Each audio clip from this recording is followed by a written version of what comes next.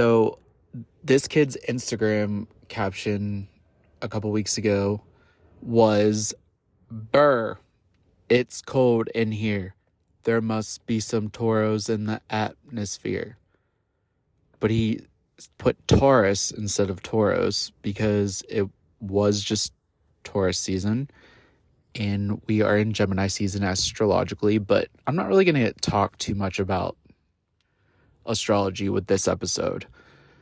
This episode is about when it comes to your own creativity and what you're trying to bring uniquely to the world and create in the world, whether it's your life in general or just art for art's sake.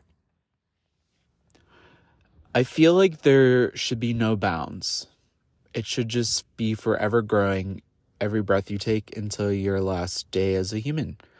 And 2 episodes ago, with the episode Their Loss, I talk about boundaries in relationships to, first and foremost,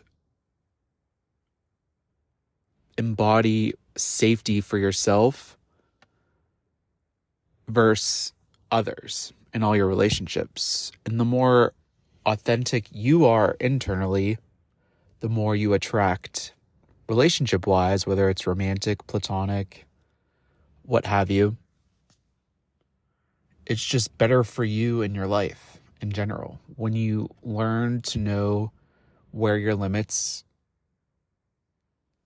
are set. And I feel like boundaries with relationships is ever changing, because as you go through life and experience, you learn, you live, you learn, you cry, you pose, you cry, you pose. No. But with creativity, I feel like the more emotional work you do by releasing the conditioned life that you've had, that I've had since birth in this lifetime.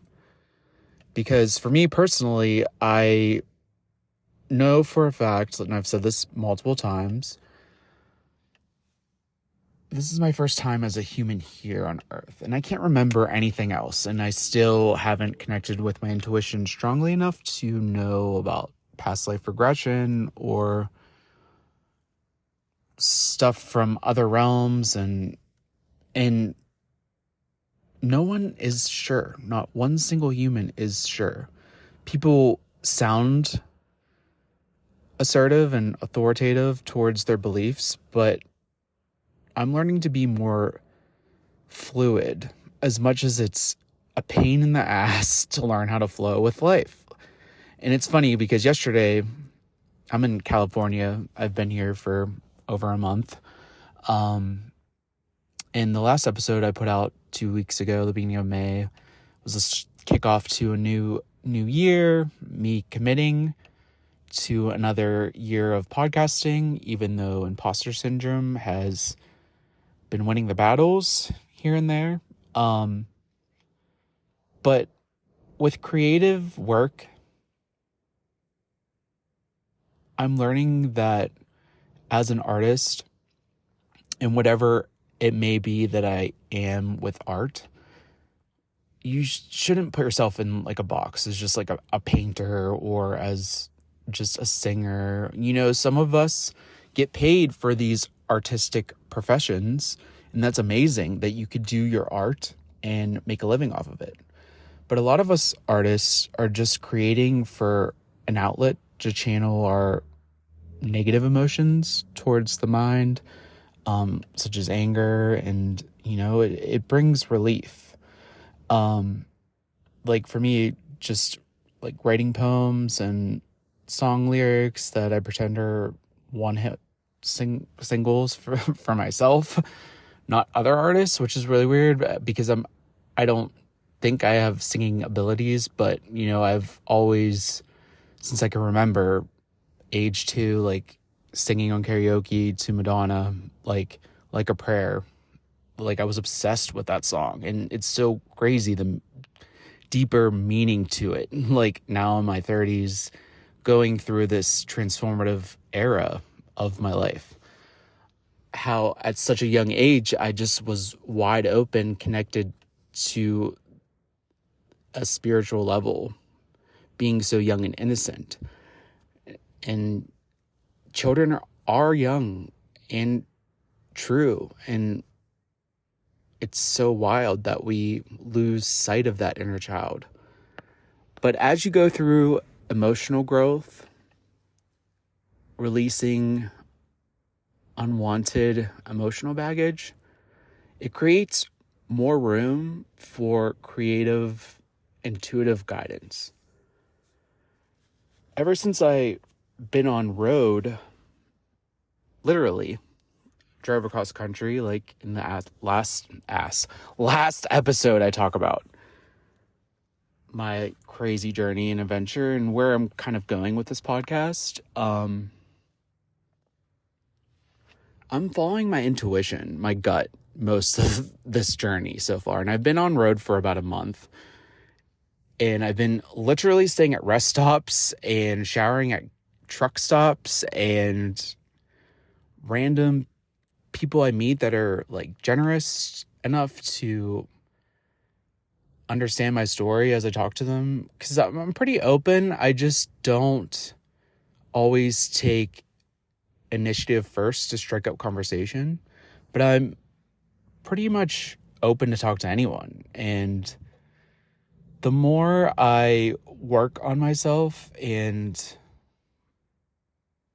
quote unquote shine my light towards humanity, despite the healing that I will continue to forever do in this lifetime, I need to learn how to integrate back into society. And I needed to get away from the noise of my family, the ones that have been in my head and my ears since birth, and what everyone else thinks I should do to be a good citizen of society, financially speaking, and just in general. But that's just morality, and morality to me is more of a human trait. If God is above the highs and lows, above love and hate, it seems that whatever your beliefs are in the spiritual realm, the universe, the cosmos, what have you, Galactica, there's so many different things I've heard over the past few years that I'm just like, damn. I'm intrigued by it all. Like at first believed in it all. I was like, okay, like, because the thing is like you have to be open to it and see what kind of comes and attracts to you as you formulate your own beliefs. Deconditioning from what you've been told and how to be. And through that, I feel like you can express creatively and bring to light uniquely and originally work of art that can be spread to everyone. And through such things as movies, books, songs, poems, sonnets, plays, all the above, paintings, it's how we connect with each other uniquely. Now, arts to me is interesting because for me, it's like I like looking at stuff already created and making it better. And what I mean by that is I want to bring something original to the world. But first, like, I'm learning and observing still since birth, honestly, what other artists have done. And over the past few years, it's like I've always been intrigued by celebrities, of course, but only because now at a deeper understanding and level, I'm so intrigued by their self-growth process, because either they had talent and went through their growth in the midst of whatever they were going through. Like, for example, Drew Barrymore, she was 9 doing Blow at Studio 54. And honestly, low-key, kind of badass. But 9 years old, that's crazy. She was talented, I'm sure, before she had some type of rebirth, transformation. What I'm going through. And what you're probably going through as well, if you are continuing to listen to this podcast. Because since the first episode last year, I really just start off the bat with crazy talk to some of you, I'm sure, but it's my life, and it's happening in real time. As I talk about different topics that I'm learning to raise my vibration, to expand my consciousness, and I'm showing you folks, wherever you are in the world, the different ways that I've come to learn about myself more. Because for me, it's more than just a label or put in a box type of way. Like, yeah, I really love astrology and I have been more in depth with that. But like I've said, that is foundation, stepping stones to even deeper quantum realm type of topics that I first want to experience a little bit of before I speak on it. And I want to just talk consistently, weekly, about just random stuff that keeps getting circulated throughout all the podcasts, which is great. And if you are doing a podcast and you like bouncing ideas off other podcasters and talking about how that applies to your own life, that's great. I try to stay away from that. I'm trying to find my own consistency through my creative growth. And with that, there should be no boundaries when it comes to creativity, because it's ever growing and ever expanding as you continue to live your life and put in the man hours. And it's funny because ever since this awareness started building, like I said, the end of 2020 for me, with my analytical, critical mind, but I just some days have shitty days, even out here in California, shitty days. I was in Palm Springs the last episode I talked to, and I'm actually back in Palm Springs. I just got back. And I'm heading to Arizona. But for 2 weeks, I drove to Carlsbad, California, which is 35 minutes north about of San Diego along the coast. Amazing little trendy town. Oceanside's right above that. And then I drove up to Orange County, Laguna Beach, saw where Kristen and Steven lived, because I'm definitely a huge Laguna Beach fan. Newport Beach, I saw the Oppenheimer Group, which is the Sunset Hills, or Selling Sunset. I keep calling it Sunset Hills, but the producer, or the creator, I guess, of the Hills is of this show. And he's actually a brilliant mind when it comes to putting information of a reality show and misconstrue it for the audience to be intrigued. But like Christine talks about, and I actually talked about this last year on episode 5 of my podcast, about how I was listening to the Call Her Daddy episode with Christine from Selling Sunset. I love her. She's just such a bad bitch to me. But I don't know, I just love like bougie. I love people that just bring their own zest, that don't give a fuck about what other people think and are just like down to earth real. And I feel like most humans hate that quality because they want to believe their own narrative and their own lies. And that's great. Ignorance is really bliss. And like I've said it before, these obstacles that seem to be like every other day to every day weren't in my awareness at all my whole life before. Like I feel like I have more little problems that tick me off now more than ever, as I'm continuing to slough off all that emotional baggage and decondition from what I've told I was and how to live as a human. And you know, some of the stuff our parents tell us might be useful, and that's great, but they're only teaching us from what they've learned from their parents, so on and so forth. But you have to be the rift, the pillar in the road that changes direction for continuing humanity. And whether you want to have kids or you have kids now, and honestly, if you're going through like a big shift in consciousness or awakening and you have children, God bless you. I don't know how you could put yourself first in times with children, because as a parent, you want to be the best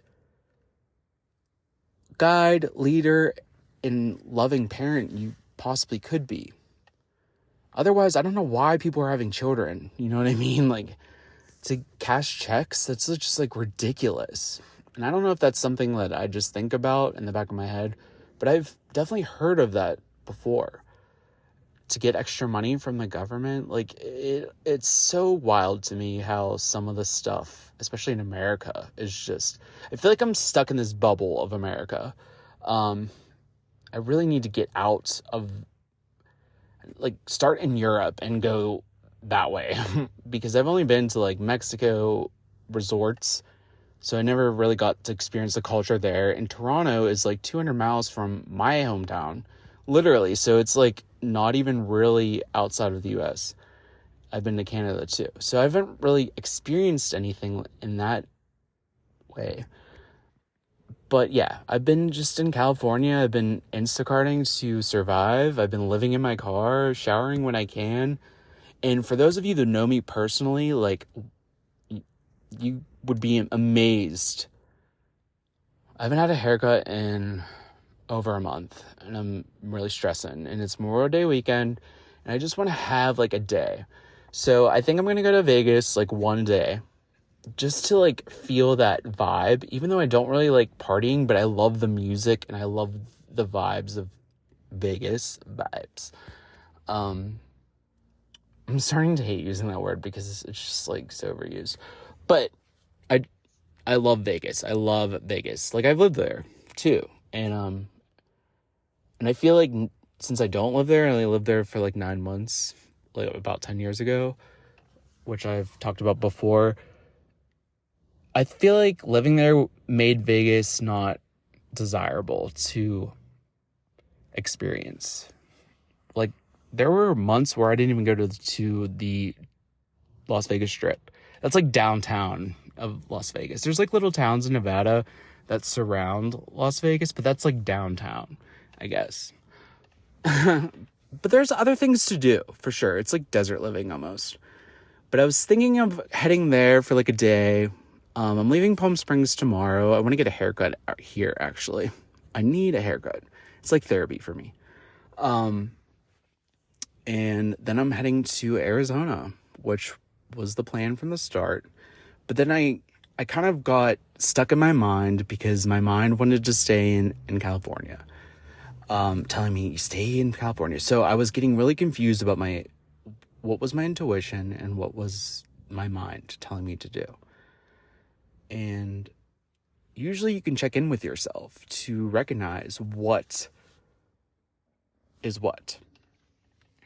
And this takes practice, and I'm actually really practicing it right now. I kept seeing Arizona license plates everywhere. And now Arizona is real close to California border. It's like part of the border. But there was one license plate that said Lake Havasu, on a California license plate. And I was like, that's in Arizona.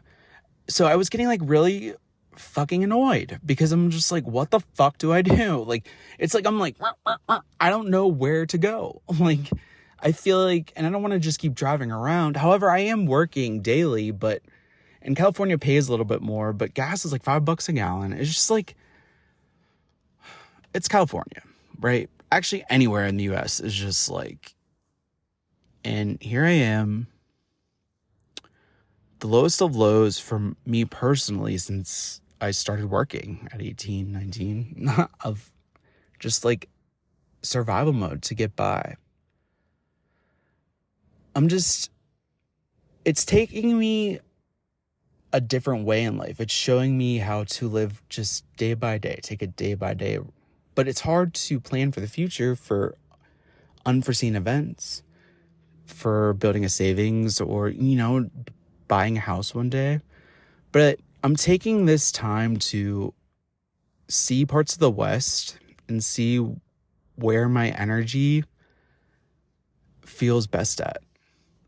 And honestly, there was something about being on the coastal part of California that it was just like, I don't know, like I was excited at first, and I really love San Diego. It's beautiful, but it was gloomy every single day. It was like a marine haze coming off the coast. And then on the other side of the mountains is like the desert part of California, and it's beautiful. It's hot. It's no cloud in the sky. It's so weird, but it was like gloomy every single day. And towards the end of the past few days, I drove up past Santa Barbara up to San Luis Obispo, which is like a college town for California Polytech. And I was just like working, and that's when all these obstacles started happening with my charging port in the car. I couldn't charge anything. My Juul, which is definitely, I need to cut back on vaping, I understand. But we all have a vice, okay? So please don't judge me that hard. But I can't charge anything in my car. And there's a USB plug-in, so I use an older charger for the iPhone 13, and it charges so slowly. So I would go do Instacart orders that would take forever because people will always add stuff when you start shopping, and then just keep adding and adding, and it's just like I'm in the store for like 2 hours. My phone literally gets killed by the Instacart app with data and battery drainage. And my phone died multiple times trying to do this order. I'd have to go in the car and charge it. And like I was just explaining it to the guy at the checkout, self-checkout, and he like kind of understood and stuff. But I don't even know why I'm explaining this whole scenario to you. But all these little obstacles, because I'm in such a rush at all times. But I'm not the only one. We all are in a rush. We're all rushing through our day to day, trying to get to the next thing, trying to do this, trying to do that. And I'm only sounding like this because I need to tell myself this, most importantly, because this is some lesson that I can't grasp. It is very hard, though, deconditioning and trying to live a simple life at a slow pace. Almost like how our parents grew up, or their parents, our grandparents' generations grew up. Because if you haven't noticed, such apps where you can put content out and get monetized for it, such as TikTok, which I'm going to explain in this episode as well. These 7-second videos, and then the next day it's viral, and then the next day like more. I feel like our heads are our brains are literally going to explode, every single one of us. I feel like that's the evil plan of sinister events. No, I'm just kidding. I don't know. I honestly don't fucking know. But, your mind can get really going at night when you're staying in a rest stop. Literally, it's kind of cool though, because I am getting the worst sleep ever because of like my front seat doesn't go all the way back. But I have a sunshade that covers the front of the windshield, and a blanket that I tuck on where I sleep on the driver's side. So it's like building a tent, I guess. I'm not brave enough yet to camp in the wilderness of California because there's bears and lions and tigers and leprechauns and all sorts of shit. Wildfires. Like, I still have some type of fear towards what's in the dark at night. But I'm learning to comfort myself and knowing that I'm always guided and I'm always protected. And if you wake up every day and just however you do it, whatever you believe in, like a white light surrounding you, or just you're always protected, and you say it to yourself when you do your morning rituals, which I'm not consistent with those either. It's kind of like I'm always talking to the other realms, whether it's and it's funny because I'm talking outside of myself, and really it's all within you. And that's something new to decondition from, because, you know, religion and stuff was never pressed on me at all by my family, but some people going through a transformative process, I like that better than awakening. A transformative process in life. It's not so much a midlife crisis, because it is happening to younger 20s. Let's pull out a Hunger Games. It's a quarter quill for most of us, literally in our 20s. The quarter quill. Catching Fire, by the way, is the best Hunger Games.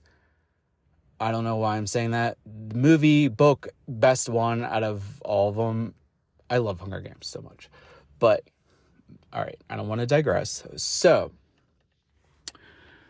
where was I going with this? Okay, so it's just all these little obstacles were happening.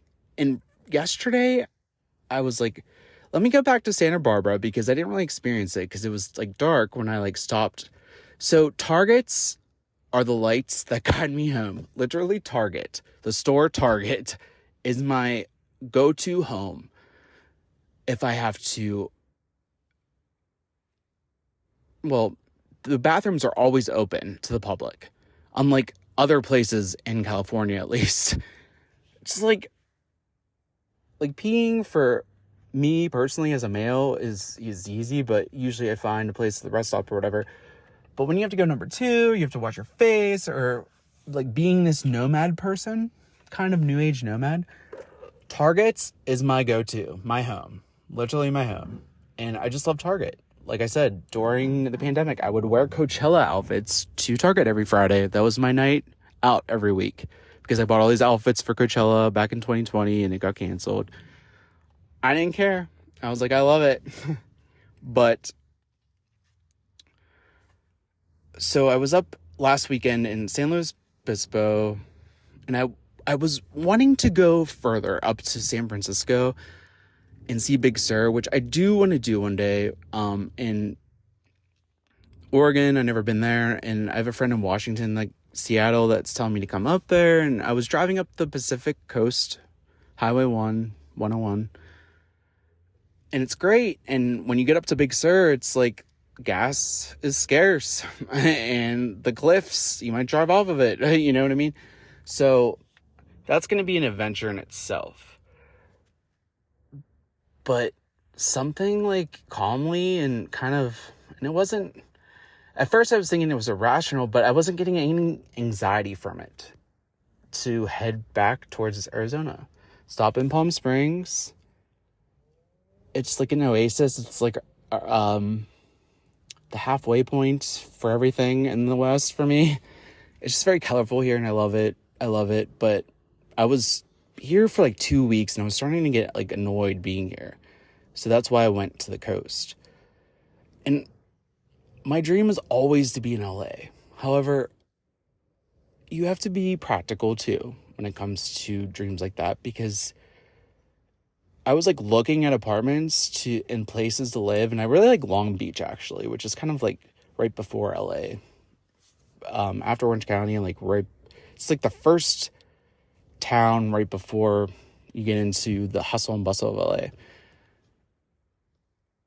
I just have to be financially secure to even live there, only because it's just like, it's too much, and people take advantage of other people with astronomical prices, and I guess the homeless problem is getting so bad, and my heart dies when I see homeless people now, like die, like it, like I like die for a second, because in the next episode I'm going to do after this one, it's about home being you. I sometimes at night get so sad out here on the road because I feel like I don't have a home, when really your home is you. It's always you. It's always going to be you. You only. but I still am attached to that home being a place to live. And living in a car isn't, in these times, and what I've come to know since being born in 1988, it's very tough emotionally on me, like living out of a car. I almost feel homeless too. But then I look at others on the side of the road that have signs, and sometimes they could be scammers, I understand, but I don't know, it's just sometimes when I look at a homeless person, like I just intuitively know that they are actually homeless, and I'm just surviving to get by too. Yeah, I have a place to stay at night in my car, but it's just like today, for example, I had an anti-theft. I don't know. My battery was like dead, basically. So I called AAA. I had one more AAA help until they start charging me with my membership this year. I couldn't start my car because of the anti-theft lock on the Nissan Rogues or whatever. But here it was because my battery was drained, I guess because of a light. And the guy that jumped me earlier this morning, his car was like older, and I guess we didn't hook up the charging things right or anything. I suck with cars, and honestly, I can't know everything. So if I don't know, I don't learn anything about cars until something happens to me.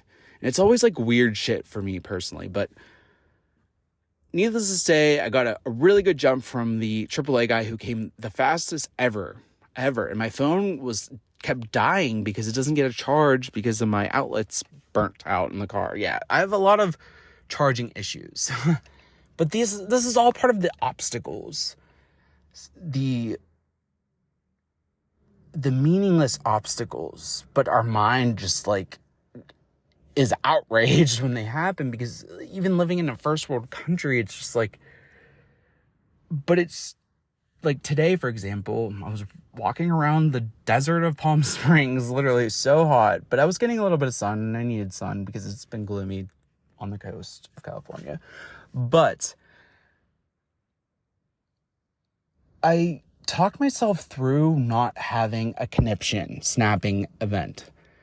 And it was almost like me talking with my higher self and formulating a game plan where don't stress out about it. You're going to figure it out today. You're not going to have to put any money into your car. You're going to figure out a solution.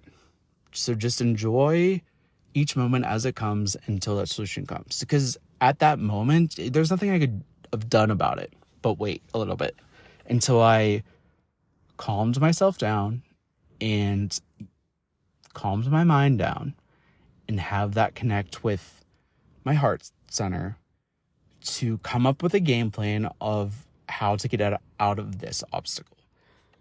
And this is what parenting yourself is all about. This is a prime example, because our parents don't live inside of us. You know what I mean? They can only do so much because they're dealing with their shit on top of it all. And this shows how to build compassion and forgiveness to your parents. Now, we all have different stories and predicaments with our parents. And for me, it's like my parents always gave me that freedom. And as a Sagittarius sun, they like fucking knew. They just knew without knowing, right?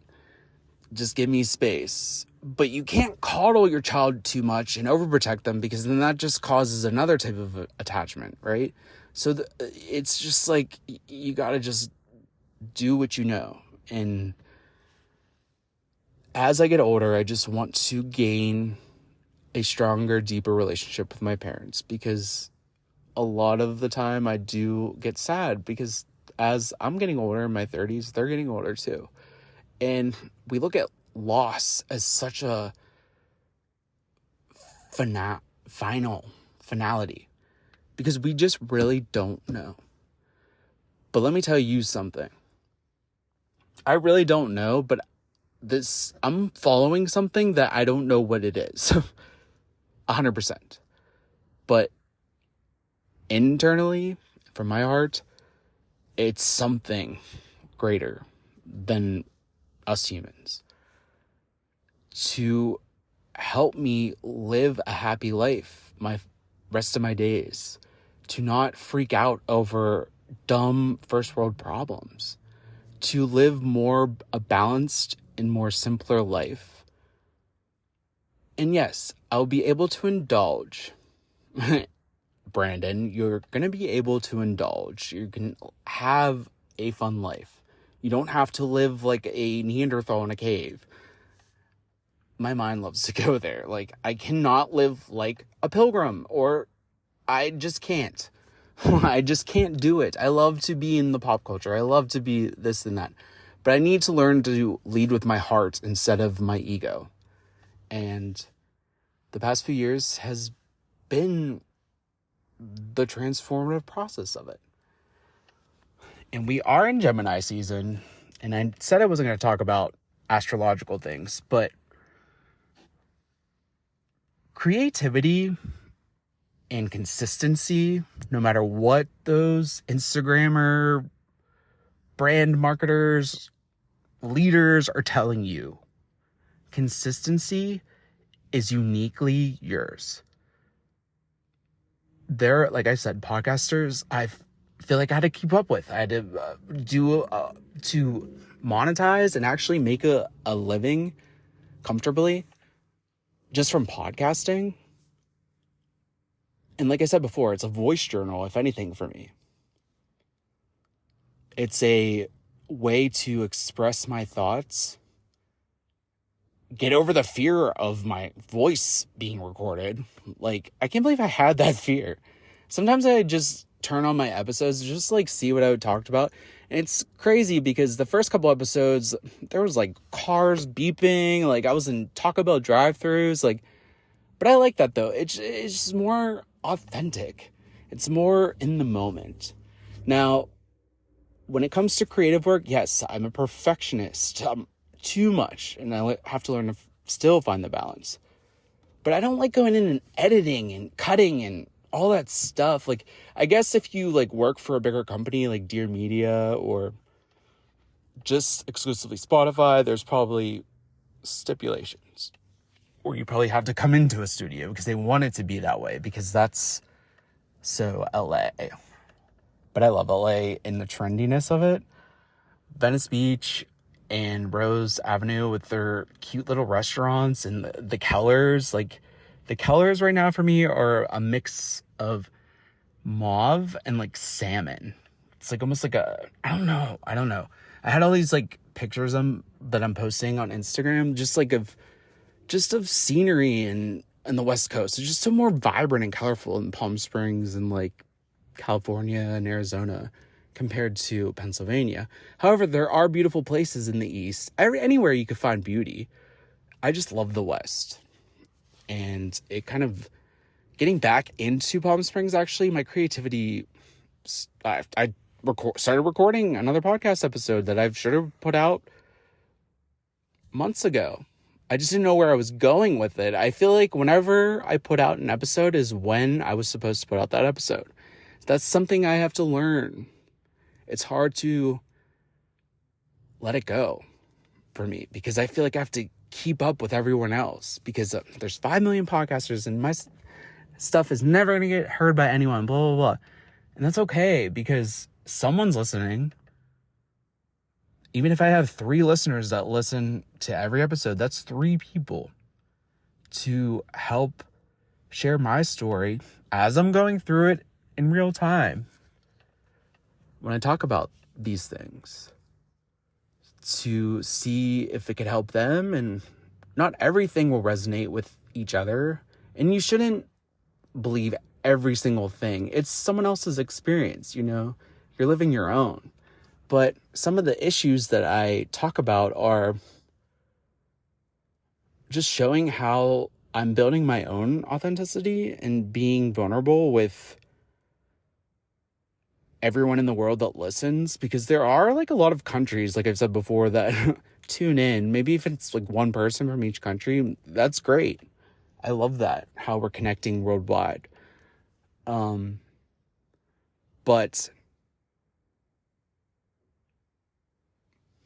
I'm gonna tie into, though, let's go back to that Bring It On Taurus. I thought that was so clever. I don't even know his name, and I don't even, honestly, he probably didn't even come up with it himself. But I thought it was so clever. But it is just began Gemini season. The sun just moved into Gemini. And so Taurus season for me rules my 7th house of relationships. And I said I wasn't going to talk about astrology really, but I do want to talk about how the moon, which is the feminine archetype or the mother archetype, embodies feminine energy. It rules our emotions and our personality in our natal birth chart. And my moon is in Pisces, like I said before, which is a water sign. The moon is at Cancer's at home, and the moon's at home in Cancer. So it's like ruled by the moon. And my mother is a Cancer moon. And my grandmother, like I said before, is a Cancer sun. And I feel like even though I'm a Pisces moon, the Cancer moon just is anytime there's a Cancer's moon, it's like it's my energetic universal mother just mothering me, or me mothering myself. You know what I mean? It's like a way I connect with my grandma, because I really do miss her a lot. And I know the next time I see her, it won't be like in human form, but in my own belief system, I think it will. Whatever you want it to be, it'll be. Use your imagination. Don't be so delusional. Actually, delusion, like I said before, is the word of the year. Honestly, most people are delusional, especially the singers that are heavily influencing our lives, the artists that are just wild as shit that I learn from and look up to, even though they're crazy in the tabloids. But all that pressure put on them is just wild. For example, Doja Cat, I love her. I love her. And her last album was Planet Her, so it was embodying more of her feminine energy. So for me, I came into this world, now I don't want to put numbers on it, but mostly feminine energy, not vagina. Remember, energy is not dick and balls and vagina. I'm just saying that. And I think, and you probably hear this truck loud as shit. It's like the truck from Jeepers Creepers, literally beating you on the back. I swear to God, it is. I'm screaming so loud. Okay, sorry, a little off topic. But I was talking to this guy, though, when I got into Palm Springs. I wanted to bring this up in this episode. And I was telling him how, I record my podcasts in the silence of my car inside. And he said that's actually an amazing place to record such things, especially when I'm using my iPhone. So if you started a podcast and don't have the equipment or whatever, do it in your car, like me. It's like a private studio. And he actually works for a radio station here in Palm Springs. So I thought that was cool, something I knew to do without knowing to do, I guess. But see, that's your intuition just naturally guiding you. Your higher self naturally guiding you. You can't visually see it, unless some people probably do. I don't really. I just feel it. And I kind of just move how I've moved my whole life. But when those obstacles happen, man, I start snapping on everyone. And everyone's just here he goes. But it's just my mind squeezing all that gunk out of my mind. And you're going to have hiccups. And you just have to learn to forgive yourself. It's just all part of the process. You are I don't like to say killing birds with stones, really, because I really come to like birds and all living things now, ever since this transformative process started. Even the little spider that crawled in the window and stuff, I almost hit him out, killed him, but I just couldn't. It's just I can't. I get crazy sad. And that's just because it's learning through this process your own mortality. The whole premise of Harry Potter novels, coming face to face with your own mortality. Now he came face to face with it when he was 12, but we're all on our own clock and our own time. And I don't know. But anyways, like I said, the Taurus comment on that kid's Instagram. So the movie called Bring It On, it's a cheerleading movie that has all these sequels. And I watched all of them, like, over the past few months, actually. But I only like 1, 2, and 3, to be honest. The newest one's like a slasher, like, flick one. It's, like, so weird. I was like, this is so crazy. They have, like, 1 million of them. But whatever, they're great. The first one, though, with Gabrielle Union and Kirsten Dunst and Elijah Dushku from The First Wrong Turn and The New Guy. I love her. Some of you might be too young, but you still need to watch it. It's like Mean Girls. If you, like, are coming on the scene, you're 18, like, I don't know what your movie is, but you have to watch Mean Girls and Bring It On at least. It's like a rite of passage. And for you older folk that are listening, I'm sure you've seen it. If not, just indulge. Let me tell you my understanding and the depth of Bring It fucking On, the cheerleading movie, has come with, like, my growing creative awareness, I guess you would say.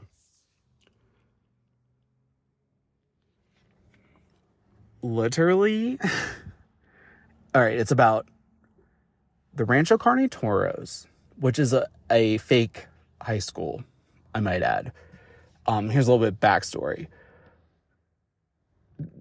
Kirsten Dunst is the main character. She becomes the new cheerleading captain at her high school. Passed on by Big Red.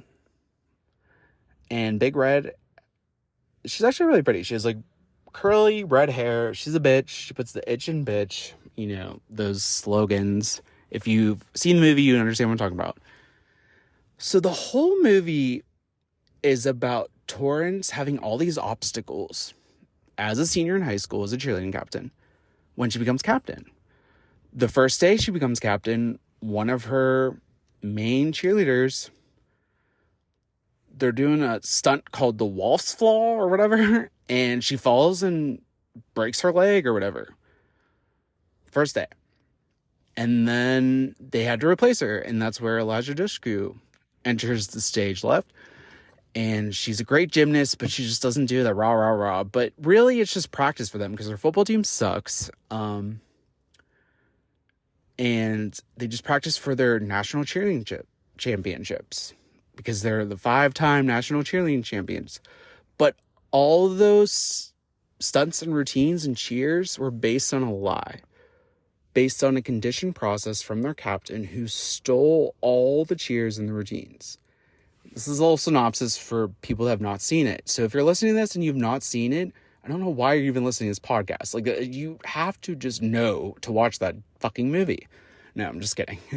But go watch it. It's entertaining. And it's on Tubi because I just watched it actually today just to refresh and get myself excited.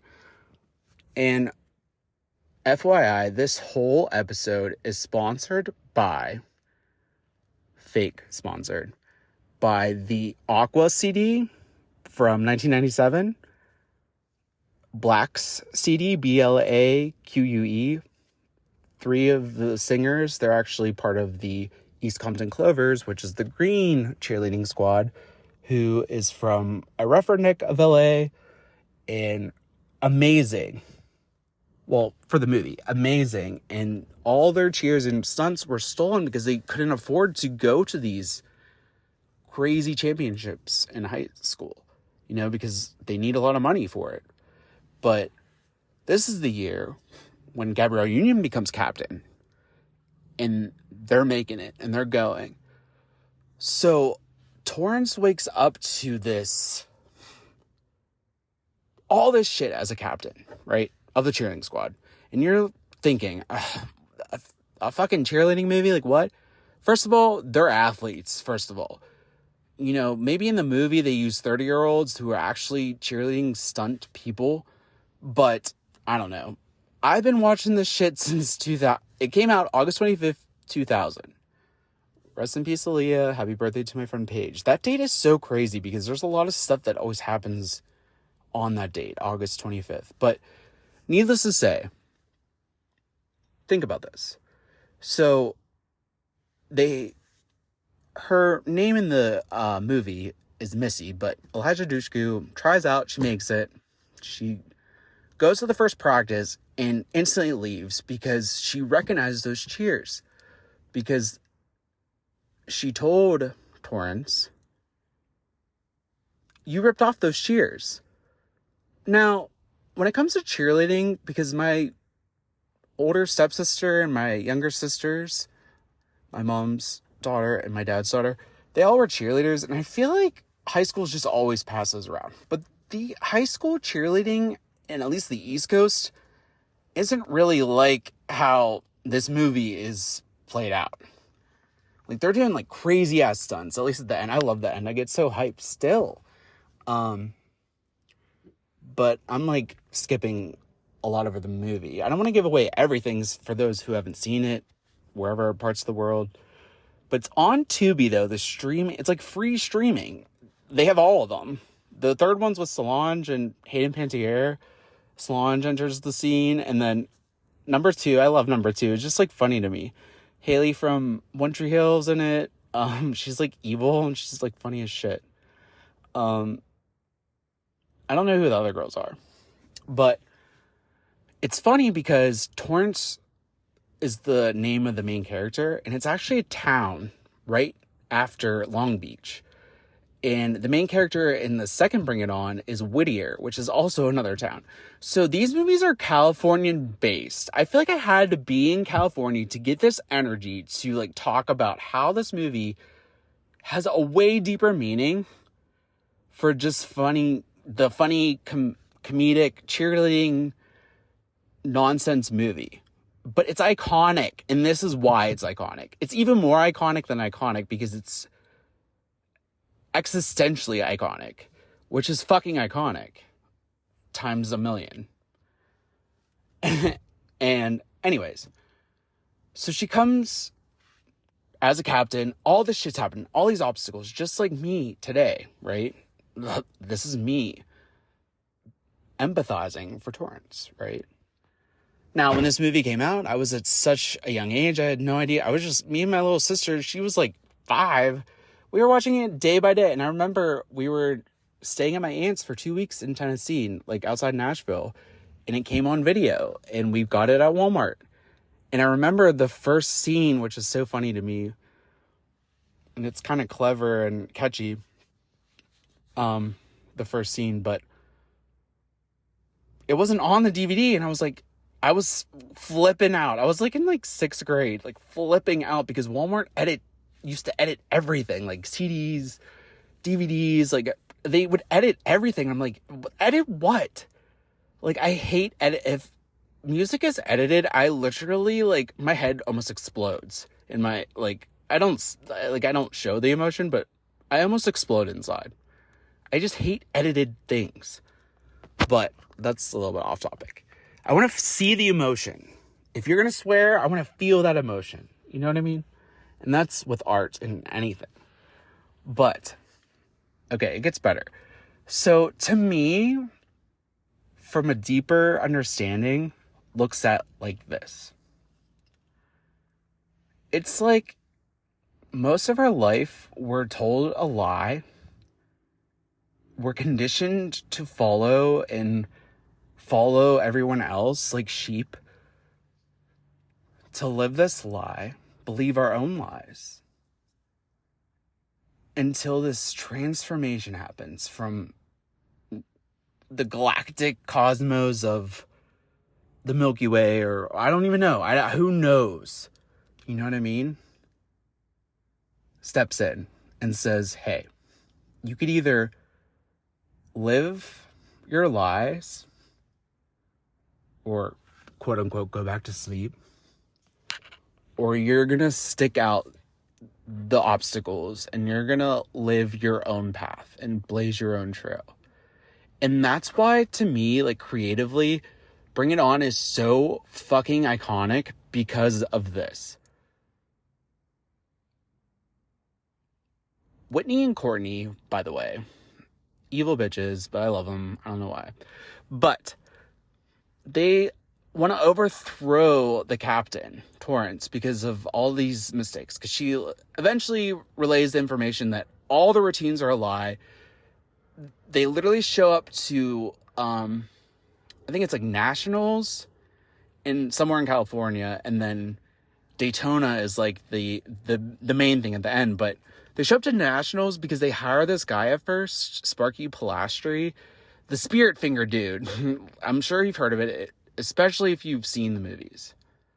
Spirit finger, he like literally peddles that routine to all these squads, and the reason why they make it to the final round is only because they're the 5-time national cheerleading champions, and the Clovers can't really prove that those were stolen. And Torrance literally, now she's not going through, I don't know, she's probably not, she's acting, first of all, Kirsten Dunst is acting, but you know, in high school, she's not going through like, I don't know, maybe she is. I don't know what they're trying to show, but this is how I'm trying to understand at a deeper level.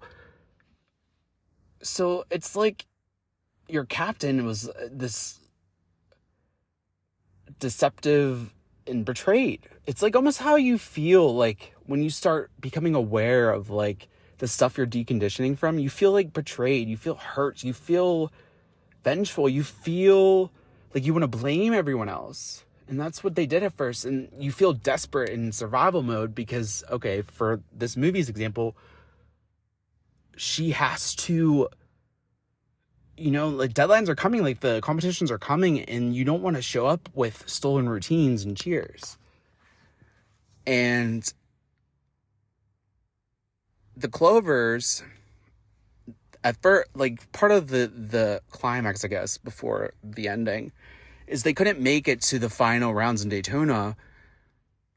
So Torrance has her dad write a check, you know, because she's from the wealthier part of California in the show, the movie, because she wants to prove that, like, she's original, especially as a captain, as a leader. And that's me personally am trying to do with art. I'm trying to find where my artistic creative originality is coming through.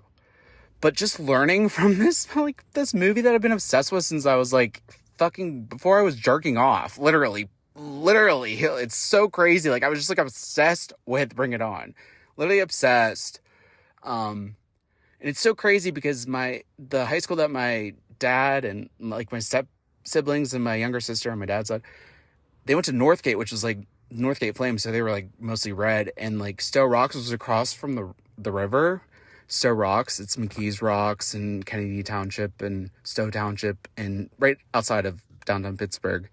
They're green, and I feel like they were always rivals, so I was like, oh my gosh, it's like a real life Bring It On in my own life. But I was always just observing, because I went to Seneca Valley, which is like a little bit north of all those schools, but I was always friends with the inner city kids, like, and it was good because I got diversity on the weekends rather than being in Cranberry with all white suburbia people that literally hated you if you were gay, hated you if you were a different color, hated you if you weren't a cheerleader, hated you if you weren't the star quarterback on the football team. I know it sounds very superficial, and I still have anger towards it after all these years. Why can't I let it go? I don't know.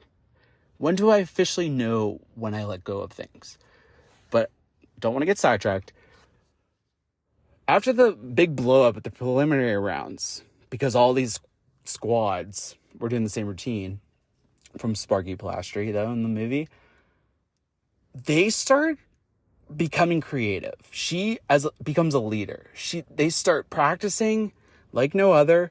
They start taking interpretive dance classes. They just start blending all sorts of types of dance and gymnastics and art and expressive behavior to put together something amazing and fresh, all new routines to bring to finals, to show the Clovers as a captain. They're trying to free themselves of the stigma of their original. They didn't copy. They were just learning from their, predecessor. And I just think it's so wild. Like just if you're trying to, I don't know if I went too kind of out of order. You have to see the movie to kind of know what I'm saying, but it's just like so crazy. Like I'm about to cry. No, I'm just kidding. But The ending's the best because at the end, the Clovers... All right, I'm running out of time for this segment. Hold, please. Okay, where was I? Damn, it's windy as shit out here in the desert tonight. But, okay, so the ending, the Clovers end up winning the competition. Amazing. Their stunts are amazing. But the whole point of this movie was to show how Taurus was a leader and how the squad came together to bring new creativity, working together as community, collaborating, just as this new wave of influence is coming to the world. So be ready. But they came in second place, but they were so proud of themselves because they started from nothing. Humiliation, betrayal, and they worked together as a team. And it just, and you could tell by the East Compton Clover girls how they were impressed, inspired, and the real winners, even though not of the competition, but of life, was the Taurus. How they redeemed themselves. They rose up out of the ashes like a phoenix. Because this is so funny. One of the scenes in the middle of the movie is Torrance looks at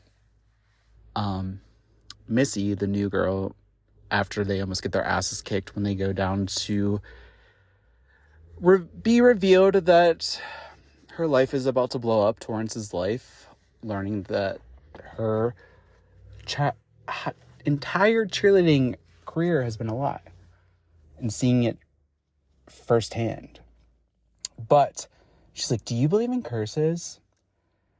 One time she was at cheerleading camp and this girl from Texas hands this girl from Texas the spirit stick, drops the spirit stick, but the girl from Texas doesn't touch it. It just drops on the ground. And if you drop the spirit stick, apparently you go to Hades. Their voices change. It's like a funny scene, but this brings the conclusion that Torrance, even though I don't know her birthday in the movie, is a Scorpio rising, because I'm a Scorpio rising. Taylor Swift's a Scorpio rising. She's a Cancer moon too, by the way, because like I said, a lot of creative energy comes from the feminine, the moon. And if you go back to episode 5 that came out around this time last year in 2022, it's called I Got Hives on It. It shows me how I first started connecting with my intuition and my creativity.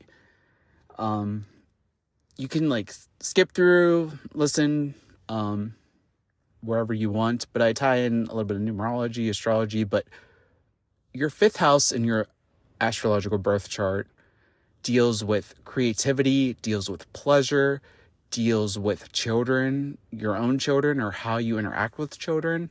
And for me, I have my natal moon in Pisces, which is in the water sign of Pisces, which is a lot of emotion.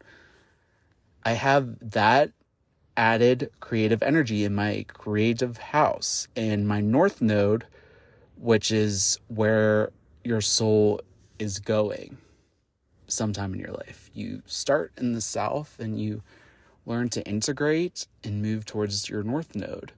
Like I said, the nodes are everything throughout other episodes.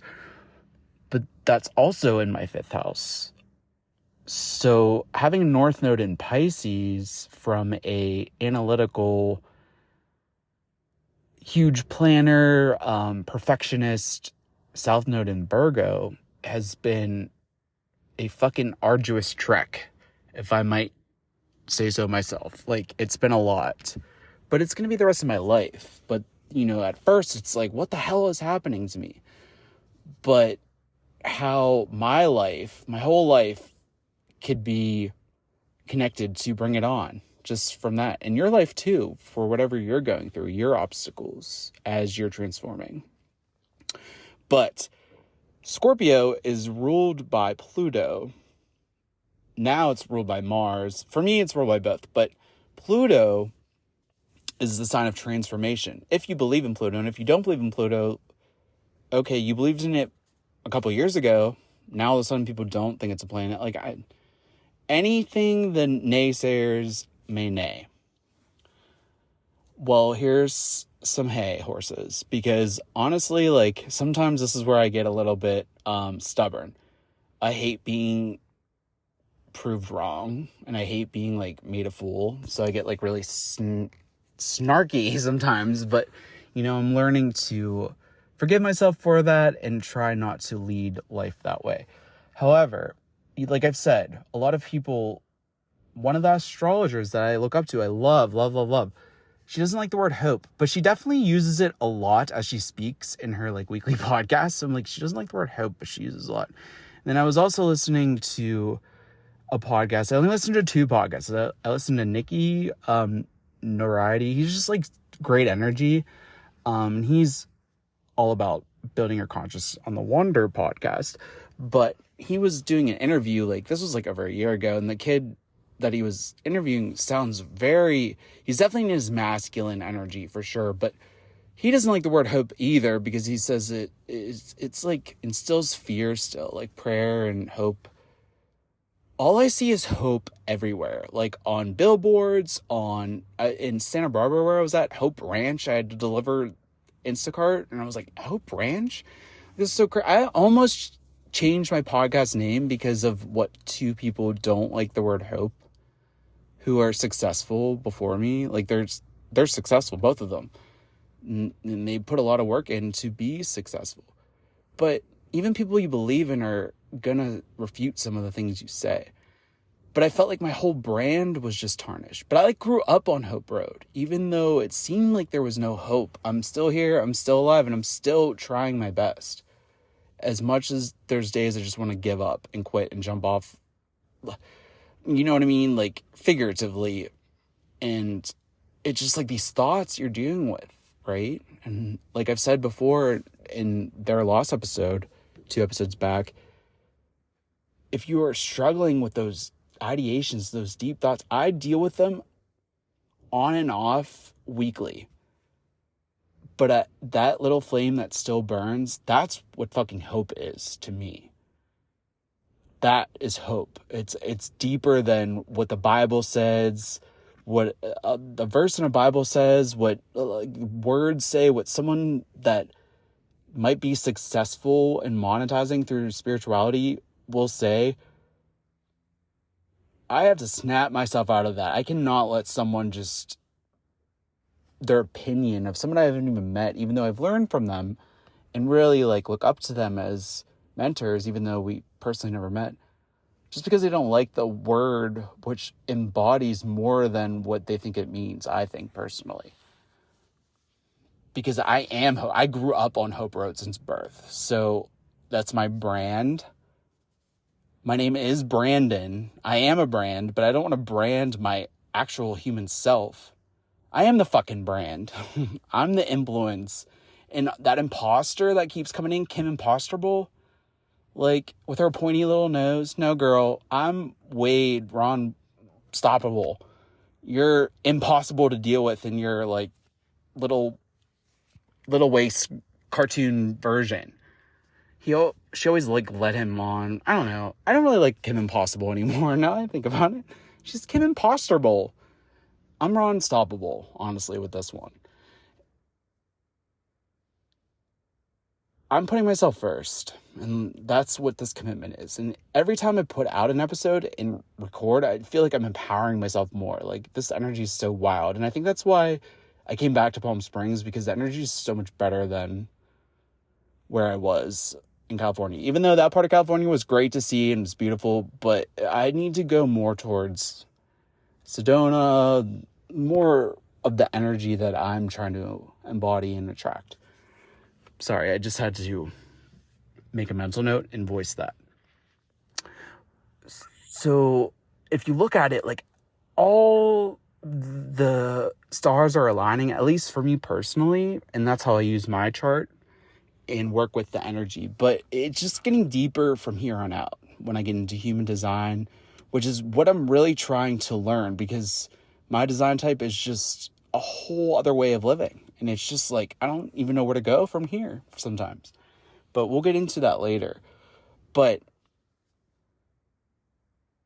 how one of my favorite high school flick movies before Mean Girls, this movie is like literally almost 30 years old, is existentially iconic. Like, the gods are like, what? Like, crazy. But, I try to give the best chronological synopsis. Go ahead and watch that after you listen to this. And I don't know, I'm a little bit bouncing off the walls with this episode, but it's great because it's not scripted, and I'm just kind of like, just explaining what I think, having no bounds with creativity.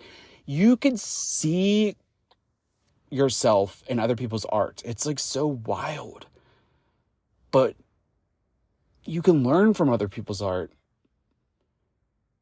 And another one of my top movies is We Are Your Friends. Came out 2015, Zac Efron. Emrata. I listened to Emrata's podcast because I wanted to take on feminism, and I just love her. Nikki from Wander. He's like the conscious. And then I also listened to Benito Skinner and Mary Beth Barone. They're like besties, called Ride. Obsessed. They each, and I'm like promoting other podcasts that are probably taking off, but that's because I love them so much. And it's not like I take their ideas or anything, because all their podcasts are different things, but I see myself in their words. I've said things before they even announced them on their podcast to myself that they exactly said. Like this past episode, Benito is amazing. First of all, he's so funny. I just like love him. I feel like one day we are going to meet and like literally bestie. I just see his energy. Look, we're the same. It's so crazy. But he's like, this past week's episode, and I shit you not, he says, in girls that don't have a gay best friend, there's something fucking sinister. Like, I don't know if that was word for word, but about those girls. If you don't have a gay best friend, and I literally have said that for years, there is something sinister. Something sinister about women with no gay besties. Anyways, iconic. These three podcasts are great. I love them. They have all different takes. And that's like the thing as a podcaster. I love listening to podcasts. I started doing it before I started recording, but I'm learning a feminist approach in life, in today's pop culture, and just living in general in society. I'm learning from a dynamic duo who's more accepting about stuff they like are gung-ho for, they ride for. They each bring a new topic. Like this past week, it was like Katy Perry and Tyra Banks. It was kind of two celebrity women they ride for. And then like last week, it was like moms, because it was Mother's Day, and moms like in their secrets or something. I don't know. It was so funny. I just love like how they connect, and they're creative with it too. I mean, they're definitely public figures, so they're both comedians and both expressives on all social medias and stuff. But like, I'm learning to build my confidence, and I could see myself in those people. No, like, pun intended. But you know what I mean? Like, it's just like, I could see how as humans, we're all connected. We all like kind of like are each other uniquely, but we're the same. We're just expressing ourselves, and it's so similar. It's so wild and so crazy. But literally, I just tied existential dread with Bring It On. So just pat myself on the back, because some people that are breaking down like I do every day, you can watch Bring It On and know that it's all going to be okay.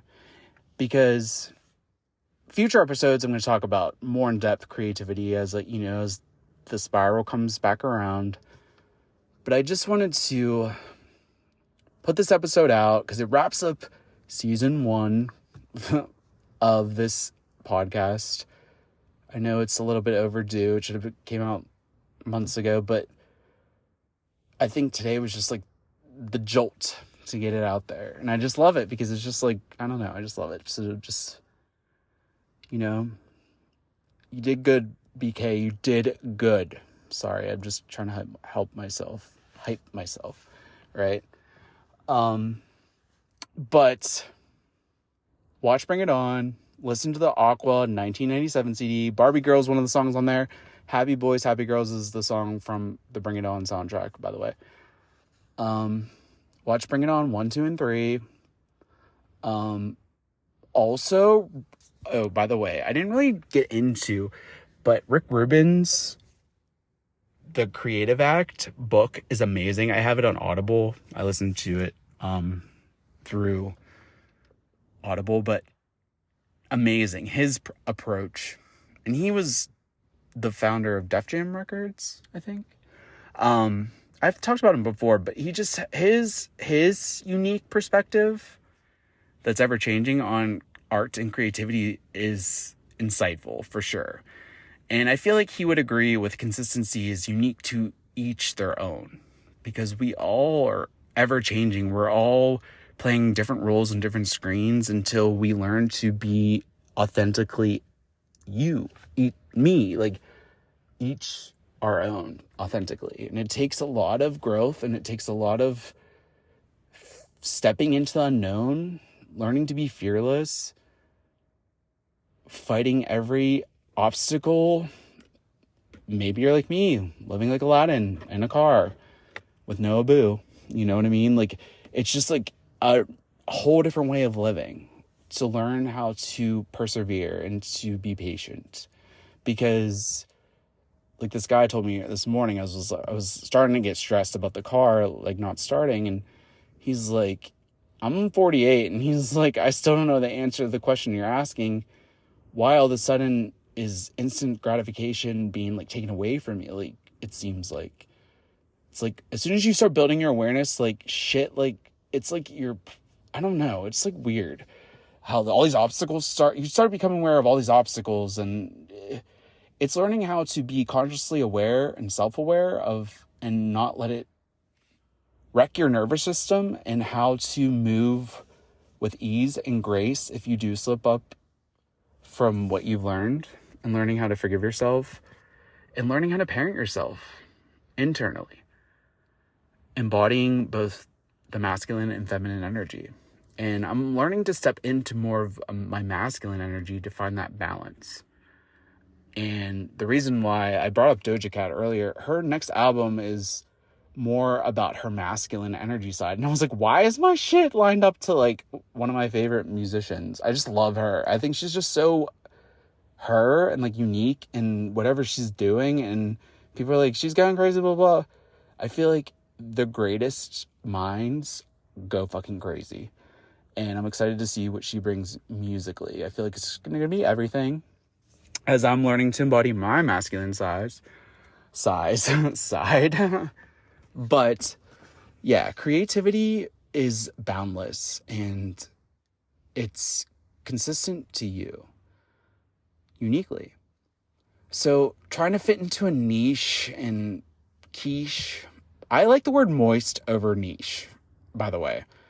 It's like, some people say niche, like, I'm like, what, you put a little creativity, it's like niche studies abroad, so it's niche. Like, I don't know, but I don't know, TikTok just like kind of corrupts all of our minds.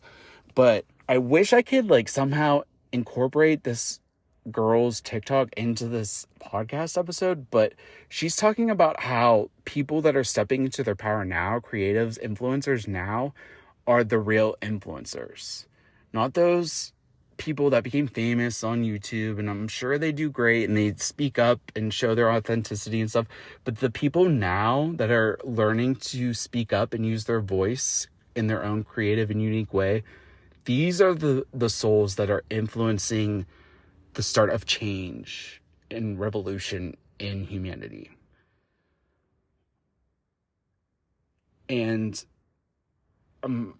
it's funny because I don't congratulate myself. I don't show like how much, like how proud I am of myself to myself, because it's just like, I'm just too humble, I guess. And I don't want it to be this thing where it's like, I feel like I'm on a pedestal, and I don't want people to be, it's like my fear of being perceived, how I'm being perceived by other people. You know, I'm just trying to see what works for me, and all these platforms are becoming available for like free, you know what I mean, to get your voice out there. Like, my colleagues are like celebrities in my head, like with podcasting, you know what I mean? But it's just whatever works to use as outlets, creativity, whether it's digitally. I don't know. I look at podcast seasons as like TV show seasons in my head, or like almost, because I want to start doing video. Like, I have the equipment and stuff that I got, but I don't know where I'm going to start with it, you know? But this episode is kind of a second episode, I guess, on building my creativity, connecting with my intuition, because now I'm just following my gut, and it seems to be away from what everyone else is doing. And I spent most of this year already like trying to get noticed on TikTok, because you can make a lot of money, you know what I mean? Because that's where I'm struggling at. I don't want to live in that scarcity mindset and doing Instacart because I need food to eat for the day. And that's like how I've been living, I feel like. But I just have to be patient. And if you're struggling like myself in that arena, I have faith in you. And just keep going, as much as it sucks sometimes. You have to like kind of live when you want to attract something. Now, the way I manifest stuff like is different than what I'm learning other people do. But, you know, everyone learns uniquely what works for them. But you kind of have to already just live like you have it already. Like, so if you're trying to manifest like a certain car or whatever, like think about it when you walk outside for the day. I heard this example. It made the most sense. But like, think of it in your driveway, like what it looks like. You get a car wash, like it's using your imagination and really embodying you already have what you're trying to manifest and attract. See if that works. And then there's so many different ways and so many podcasts out there to learn, but you kind of just have to live life and experience it yourself and walk your own path. You are your greatest teacher. At first I heard, like, I learned that about myself. Like, I'm my greatest teacher. And I thought I was the only one that was like, no, we all are our greatest own teacher. The experience of spirituality is ever fluid and growing, and nobody really knows anything. Because if you put a boundary on that, a limit on something so far out past our minds, in fantasy land, like anything, it's just too big to comprehend with our minds. But it keeps the spark. It keeps the flame burning. It keeps the hope alive. So until next time, make sure to listen to previous episodes and comment, DM, give good reviews or not. I want it to be as real and authentic as possible on these podcast platforms. So just give me your feedback, your insight if you can. And I'm grateful for all you guys. Thank you so much, and I'll catch you on the next episode. Thank you. Hey, thanks for hitting the road with me today. And guess what? We didn't run out of gas. So please subscribe to this podcast series to never miss a new episode. And be sure to download, like, and comment on each episode on whatever podcast platform you listen to on. As always, share this with someone you love. And make sure to follow @HopeOnRoad on Instagram, Twitter, and TikTok. Thank you.